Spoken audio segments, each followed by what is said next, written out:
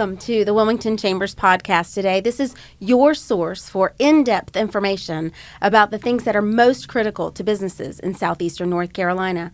The Wilmington Chamber is a nonprofit association that advocates on behalf of business, the business community, and helps to develop leaders and provides opportunities for the business community to connect at nearly 100 different events throughout the year.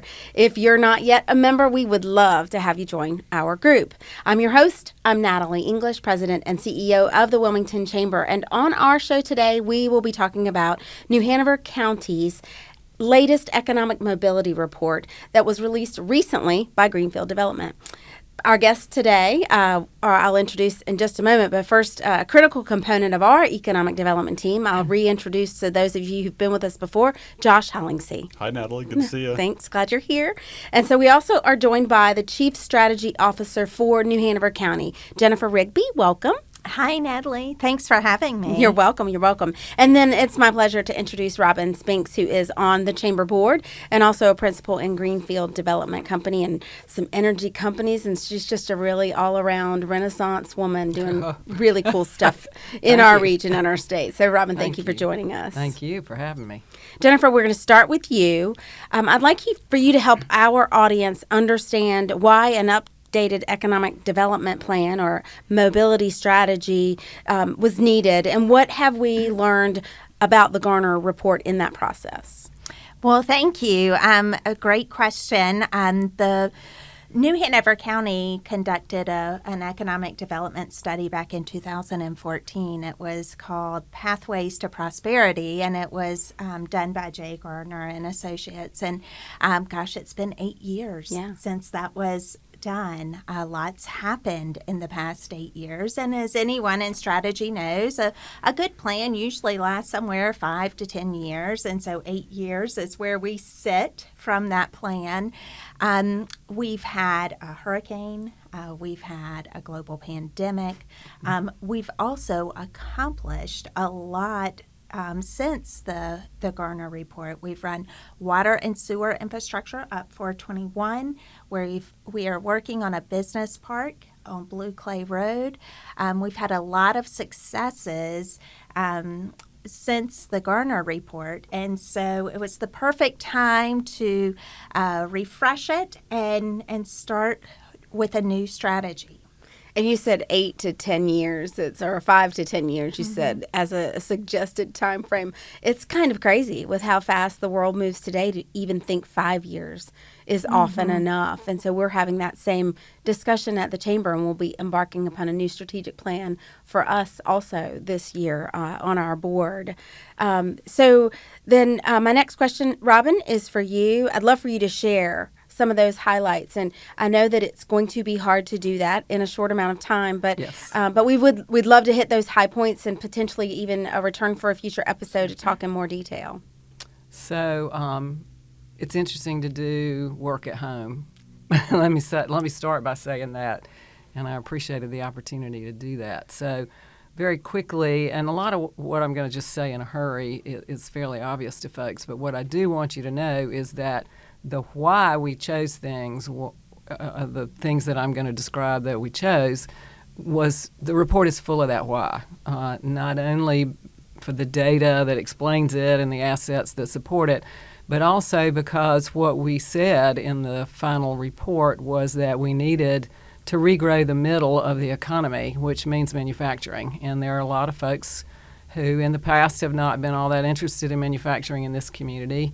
But so we needed for everybody to be able to understand the consequences if we don't have that growth in the middle income to provide a pathway from the bottom up, then we'll end up like California or some other places where there's not a diversity of opportunity for everybody. And the costs of that are expensive if you have to enable and support the folks who can't do that themselves with the lowest wages.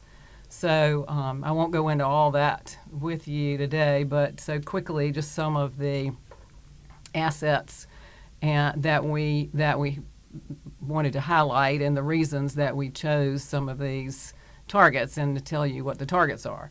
So I think there isn't anybody who doesn't understand what the nice things that we have and the things that support economic development here, like the port, and that's unique. So we kind of separated them into assets that were really competitive with a lot of other places around the country, and especially along the East Coast, and then things that support that are common in most places, but very supportive here and very great. So the primary assets, obviously, I said the port and our mid-Atlantic location. Those are things that are pretty obvious. Our quality of life.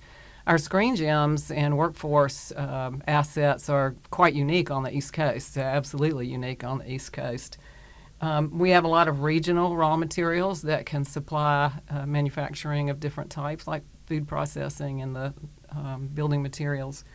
We have great electrical and water capacity, electrical generation and water capacity, which is useful for any kind of growth. We have a growing population, obviously, which means that hopefully our labor force will continue to expand. And we have really good existing business clusters. We have supporting assets, we are a small MSA, or medium. Actually, we're to the point we're a medium-sized MSA at this point, which means that we're not New York. And so that's one of the reasons that we grew during the pandemic, was people were looking for, get me to the beach and get me to a smaller place.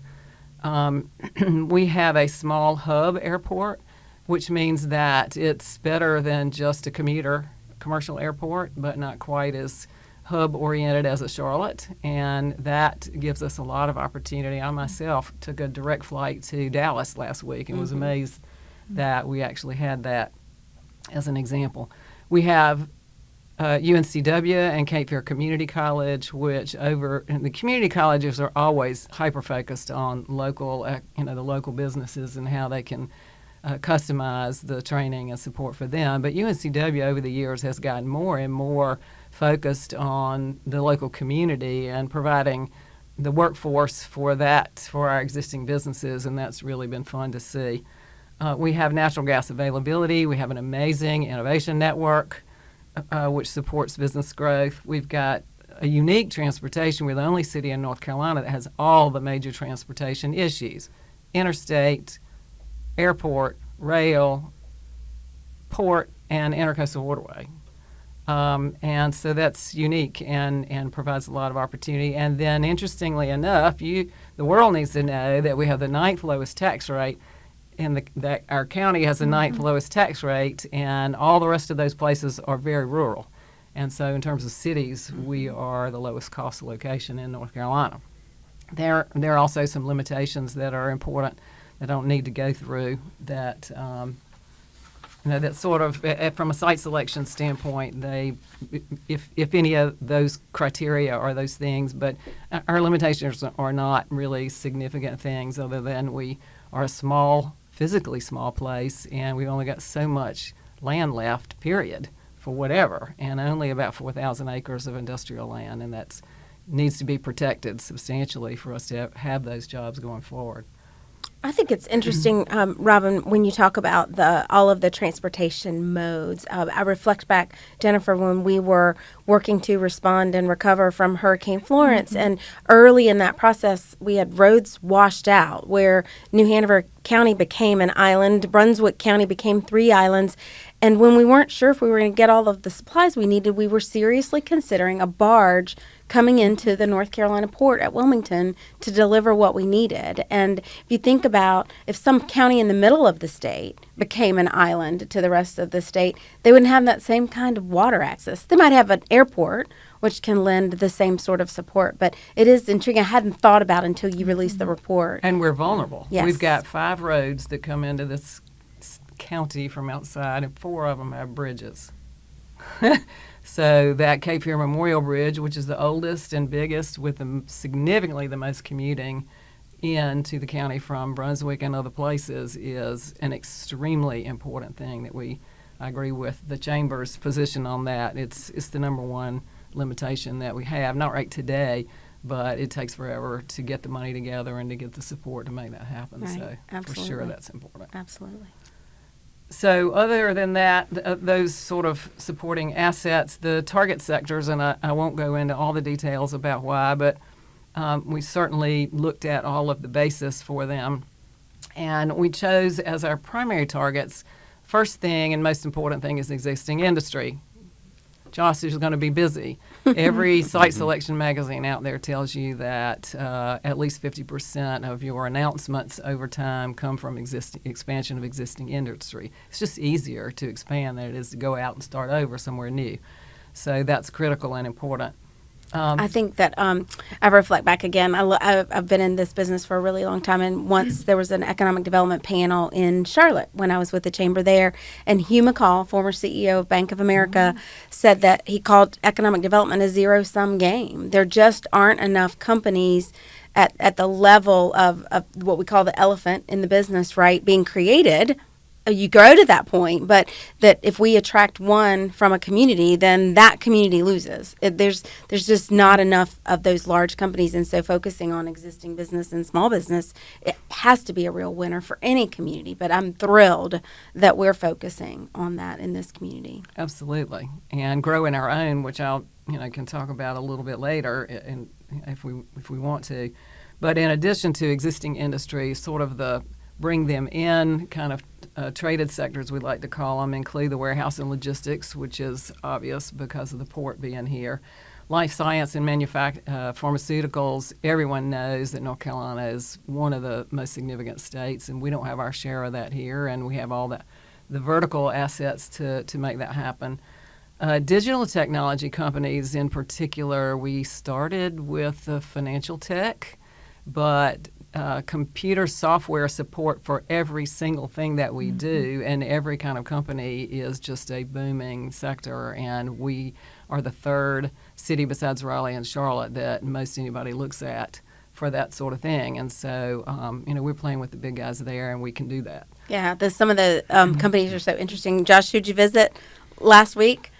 So last week we were doing a video project highlighting some of our key industries and primarily small businesses in those industries. And Scott Monroe with Essential Personnel is a new startup in town that's won several prestigious awards here in North Carolina. Right here, almost next door in the co-work space here in the Cargo District. So really excited to feature some of those, along with Indodate's Distillery, a craft spirits industry here in Wilmington, and pharma, Portrait Pharmaceutical. So right along with what you're doing, Robin, on the strategic planning piece, trying to highlight some of those small business stories that what we're proud of in Wilmington. Well, the digital technology, just as an example, I went to PowerGen last week in Dallas, and normally I've been going since 1981, and usually it's a lot of equipment. Well, this time, at least half of the exhibitors were software companies who support particularly the energy distribution system, which is getting ready to be really interesting with electric vehicles and the growth that we've had. It's just going to be interesting to watch how it happens, and there's a ton of that. At least half of the companies that were there. So I was overwhelmed with that. It really sunk in that this is something that's going to be growing in our area. When you think about everything, the Internet of Things, right? It's Everything is connected to some app. I can control the temperature in my house from right here on my phone.